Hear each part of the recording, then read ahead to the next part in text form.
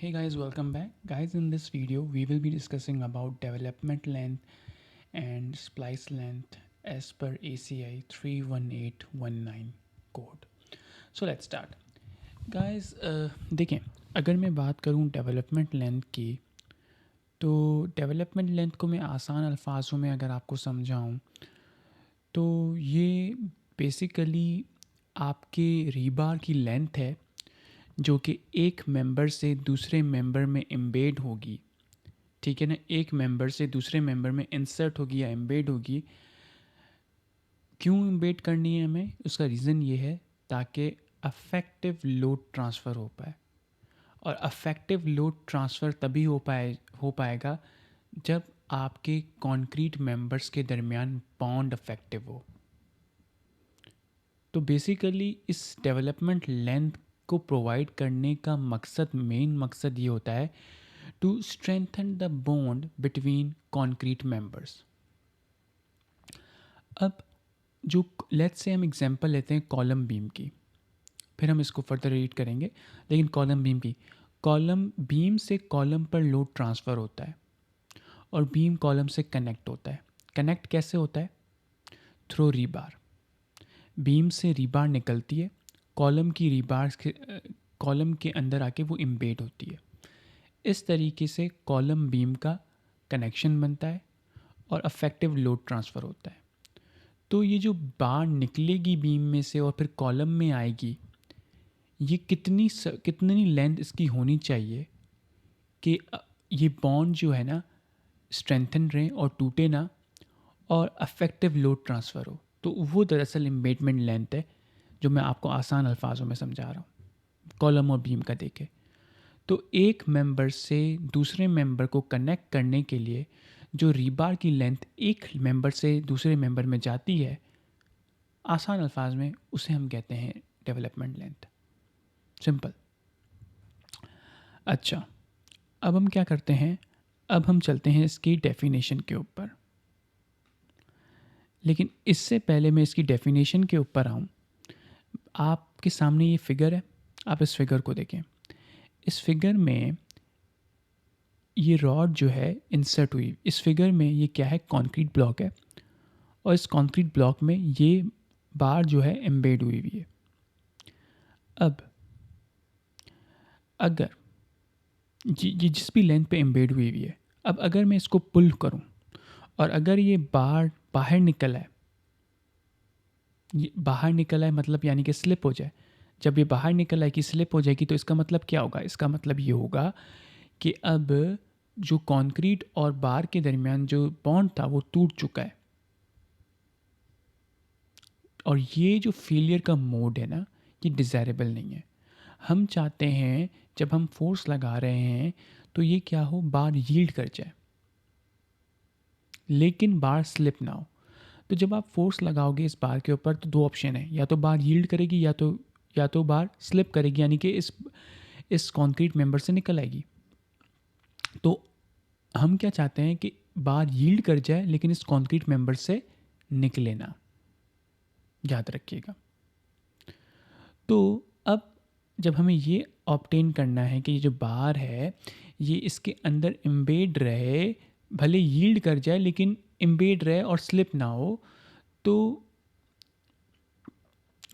अब हमें उतनी सफिशिएंट लेंथ ऑफ बार, अब ये किस पे डिपेंड करेगा कि अब बात आती है ना कि भाई ये किस तरीके से अटेंड हो सकता है कि यील्ड कर जाए लेकिन बाहर ना निकले।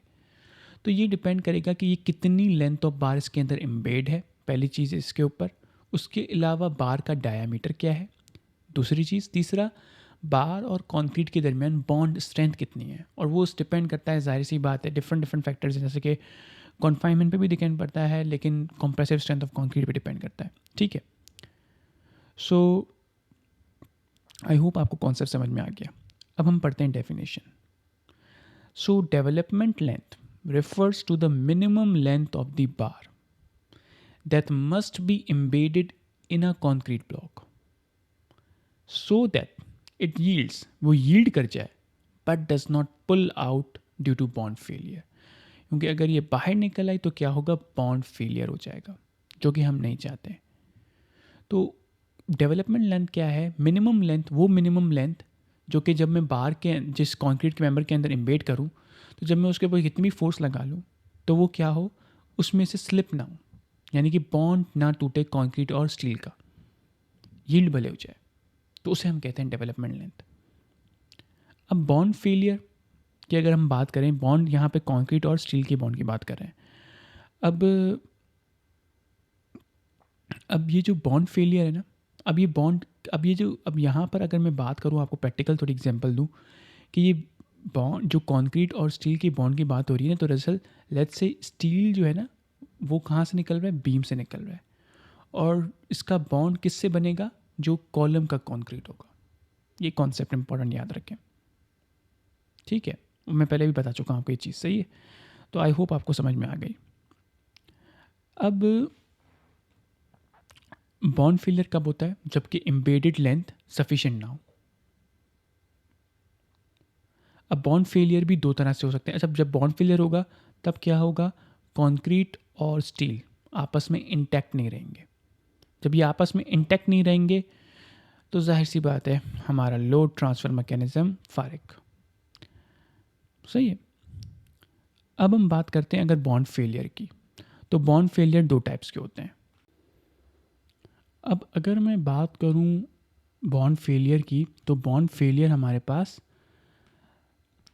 दो टाइप के हो सकते हैं। पहला ये है कि डायरेक्ट पुल आउट, कि आपने देखा था कि कंक्रीट मेंबर है उसके अंदर बार एम्बेड की हुई है, अगर मैं इसको पुल करूँगा तो अब जो कंक्रीट का अब जो बॉन्ड फेलियर होगा वो डायरेक्ट पुल आउट वाला होगा। In case of beam, beam में क्या होता है? फ्लेक्चरल एक्शन होता है। अब जब फ्लेक्चरल एक्शन होता है, अगर एम्बेडेड लेंथ सफिशिएंट नहीं है तो क्या होगा? तो बार स्लिप करेगी। अब ये फ्लेक्चरल एक्शन की वजह से जो बार स्लिप करेगी, ये दरअसल कहलाता है स्प्लिटिंग ऑफ कंक्रीट। इसकी वजह से कंक्रीट के अंदर क्रैक्स डेवलप होते हैं, हॉरिजॉन्टल भी वर्टिकल भी, सही है? उसके बाद अगर मैं बात करूं कंप्रेशन मेंबर्स की, अच्छा अभी हमने डिस्कस किया जो फोर्स लग रही है वो क्या है? टेंशन में।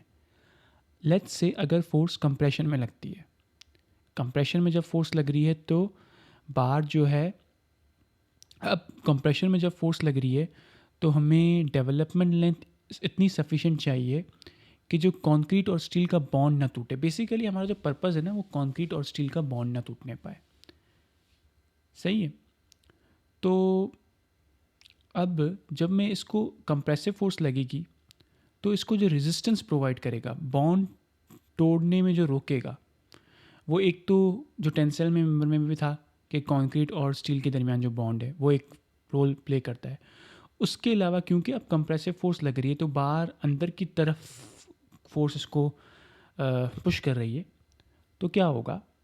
तो क्योंकि अब इसको आगे से रेजिस्टेंस शो करेगा कंक्रीट का मास। अगर आप इस फिगर में भी देख रहे हो कि कंक्रीट का ये जो मास है ये भी रेजिस्टेंस शो करेगा। तो पहले तो सिर्फ इसको रेजिस्टेंस मिल रही थी कंक्रीट और स्टील के बॉन्ड की वजह से, अब रेजिस्टेंस मिलेगी कंक्रीट के खुद के मास की वजह से जो कि आगे है। मतलब अब उस बार को उसमें से पेनिट्रेट करना जो कि मुश्किल हो जाएगा। तो इसीलिए कंप्रेसिव मेंबर्स में कम एम्बेडमेंट लेंथ दरकार होती है, कि इतनी ज़्यादा एम्बेड लेंथ की ज़रूरत नहीं है क्योंकि ऑलरेडी वो बॉन्ड बहुत स्ट्रांग होता है। अगर बॉन्ड स्ट्रांग है तो एम्बेड लेंथ की कम ज़रूरत पड़ेगी ना। एम्बेड लेंथ तब तो जब ज़्यादा ज़रूरत पड़ती है जब बॉन्ड जो है वो कमज़ोर हो। क्लियर है? अब अगर हम डेवलपमेंट लेंथ ऑफ टेंस, अब 99% हम लोग ना development length of tension reinforcement को ही देख रहे होंगे, 99%, ठीक है? अब हमारा गवर्निंग क्राइटेरिया क्या है कि जो हमारी रेजिस्टेंस है, यानी कि बॉन्ड वाली रेजिस्टेंस है ना, वो ज़्यादा होनी चाहिए जो कि हम फोर्स लगा रहे हैं उससे। अब ये रेजिस्टेंस जैसा कि मैंने डिस्कस किया पहले भी, कि एक तो लेंथ फैक्टर है, उसके अलावा एरिया ऑफ बार का जो डाया है वो फैक्टर है, तीसरा फैक्टर जो है वो है बॉन्ड स्ट्रेंथ। तो length into circumference into bond strength, this should be greater than force which is being applied to the bar, that is AB into Fy। और अगर मैं इसको सिंप्लीफाई करूँ तो डेवलपमेंट लेंथ का मेरे पास ये फार्मूला आता है। तो इस फार्मूले से ये पता चलता है कि डेवलपमेंट लेंथ जितनी ज़्यादा बॉन्ड स्ट्रेंथ होगी उतनी कम डेवलपमेंट लेंथ रिक्वायर्ड होगी। क्लियर है? उसके बाद अगर मैं बात करूँ ACI कोड क्या फार्मूला देता है डेवलपमेंट लेंथ का? तो ACI के अकॉर्डिंग ये फार्मूला हमें डेवलपमेंट लेंथ कैलकुलेट करने के लिए इस्तेमाल करना है अकॉर्डिंग टू ACI। इसमें जो 3/40 ये कांस्टेंट है, FI यील्ड स्ट्रेंथ है स्टील बार की, लैम्डा आपका अगर नॉर्मल वेट कंक्रीट है या लाइट वेट कंक्रीट इस पर डिपेंड करता है। नॉर्मल वेट कंक्रीट के लिए 1 होता है, लाइट वेट के लिए आई थिंक 0.75 होता है। FC आपकी कंप्रेसिव स्ट्रेंथ है। और ये जो ट्रिशोल बने हुए हैं, ट्रिशोल T, ट्रिशोल E, ट्रिशोल S, ट्रिशोल G, ये क्या चीज़ें हैं ये हम आगे देखते हैं। इसके अलावा CB प्लस KTR/dB। अच्छा, इस पूरे फैक्टर की जो आप वैल्यू लोगे हमेशा 1.5 लेना, आंख बंद करके 1.5 ले लेना, कुछ भी मसला हो मैं बैठा हूँ, ठीक है। तो इस फैक्टर की वैल्यू आपको हमेशा 1.5 लेनी है। अच्छा, ये फैक्टर है क्या दरअसल, इसको एक्सप्लेन कर लेता हूँ।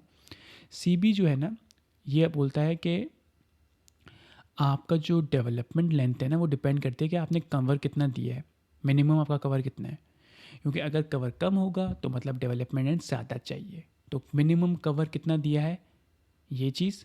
KTR जो है ये दरअसल कॉन्फाइनमेंट, कितनी अच्छी कॉन्फाइनमेंट हुई हुई है आपकी बार्स की। जैसे कि स्टायरप्स यूजली यूज़ होते हैं ना लॉन्गिट्यूडनल बार को कॉन्फाइन करने के लिए, तो KTR वो फैक्टर है। अच्छा, फिर DB डायमीटर ऑफ बार।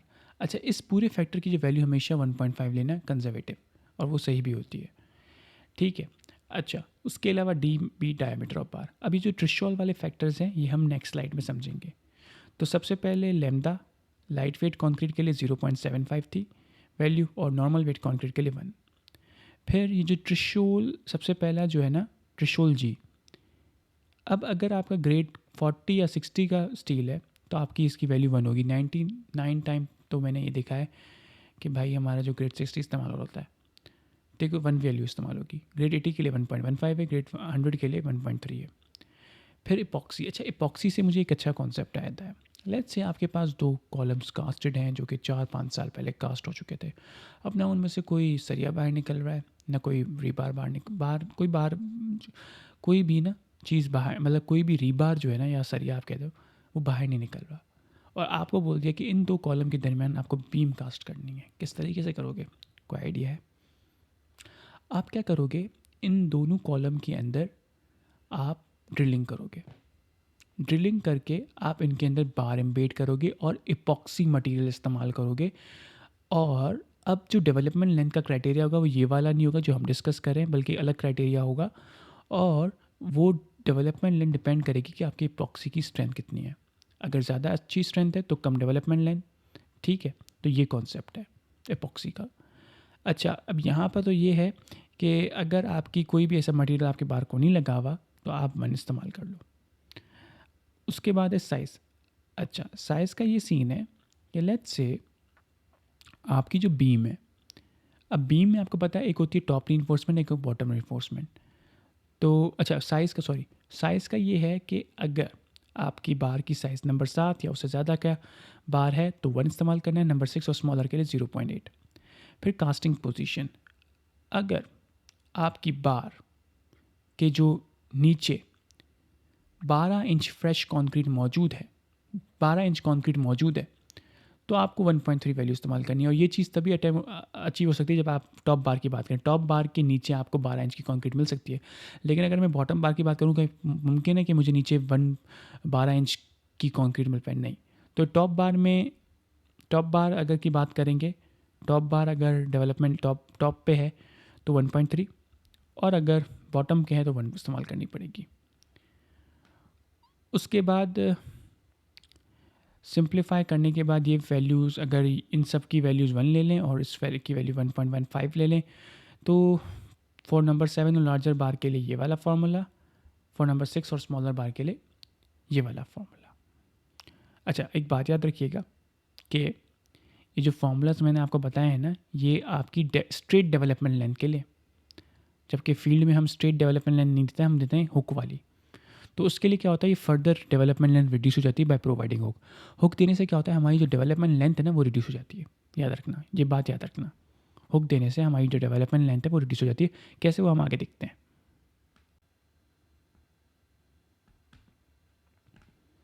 सो जैसे कि मैं डिस्कस कर रहा था If a hook is provided at the end of embedded bar, the requirement on the straight length portion of embedded bar is reduced. ये चीज़ मैं आपको पहले बता चुका हूँ. अब आपकी जो अब हुक वाली आप अगर डेवलपमेंट लेंथ हुक की फॉर्म में प्रोवाइड कर रहे हो, इसमें हुक इन्वॉल्व है, तो आप एल डी एच कहोगे, एल डी नहीं कहोगे. एल डी हमेशा स्ट्रेट डेवलपमेंट लेंथ के लिए इस्तेमाल होगा और एल डी एच हमेशा हुक वाली के लिए.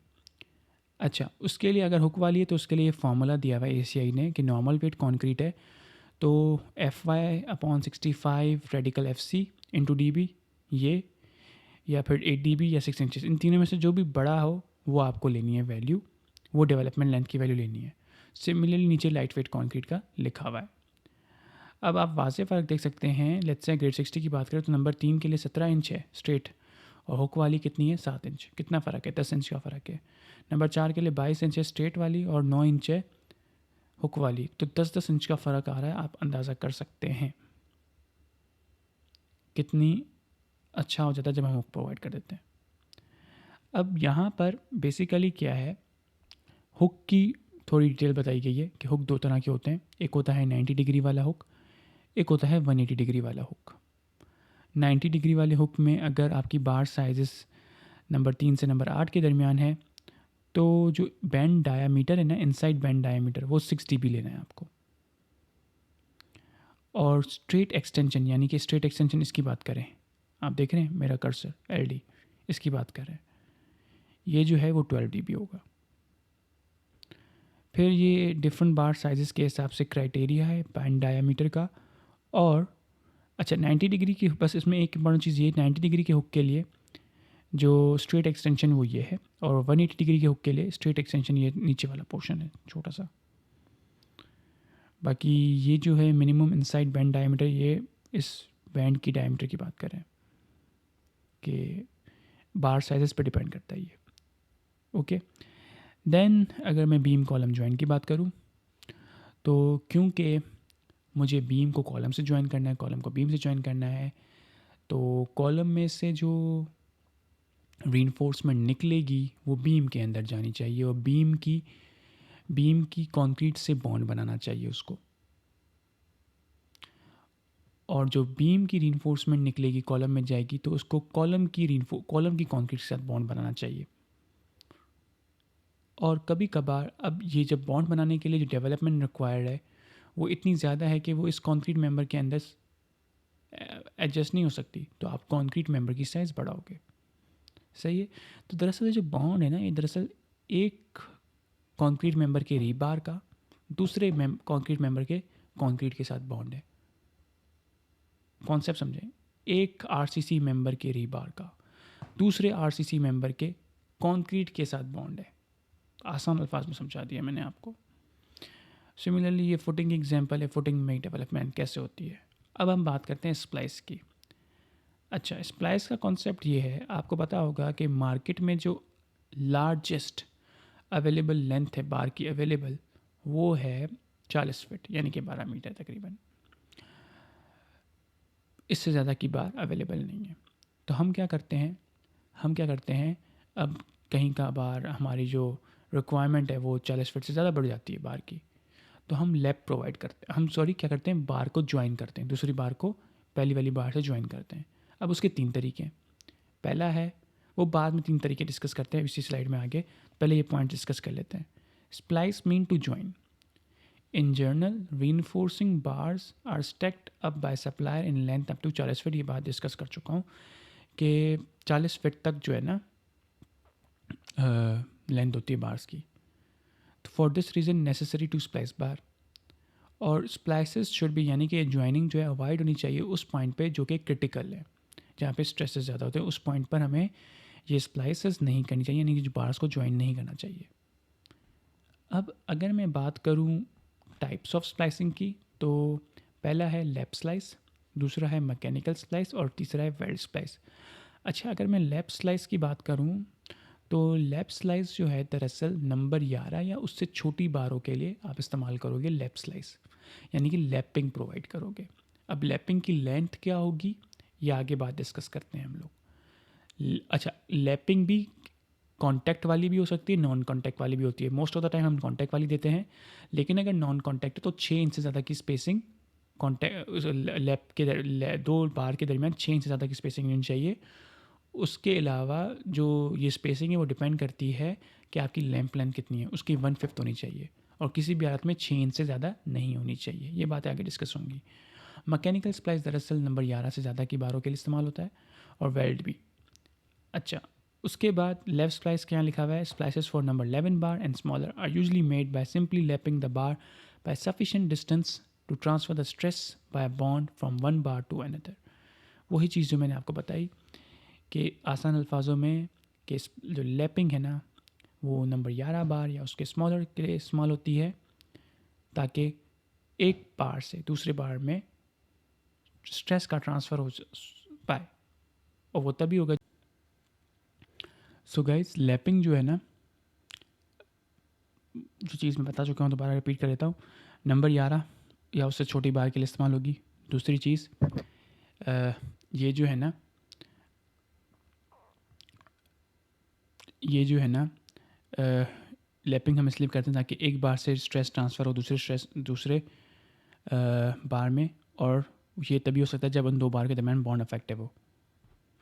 उसके बाद जो मैंने लैपिंग का बताया कि लैपिंग कॉन्टैक्ट वाली भी हो सकती है, नॉन कॉन्टैक्ट भी हो सकती है। नॉन कॉन्टैक्ट में आपकी जो स्पेसिंग है वो 6 इंच से ज़्यादा नहीं जानी चाहिए। उसके अलावा जो स्पेसिंग वो बेसिकली स्पेसिंग जो है ना वो डिपेंड करती है कि आपकी लैपिंग लेंथ कितनी है, उसका 1/5 होती है स्पेसिंग, और किसी भी हालत में 6 इंच से ज़्यादा नहीं जानी चाहिए। अब लैपिंग लेंथ की अगर मैं बात करूँ तो वो खुद डिपेंड करती है डेवलपमेंट लाइन के ऊपर। अब ये क्लास ए है, क्लास बी है। क्लास ए का क्राइटेरिया बहुत मुश्किल है जो हम मीट नहीं कर पाते, तो इसलिए हमेशा हम क्लास बी वाली लेते हैं जिसमें जो फॉर्मूला है 1.3 डेवलपमेंट लेंथ, ठीक है ना।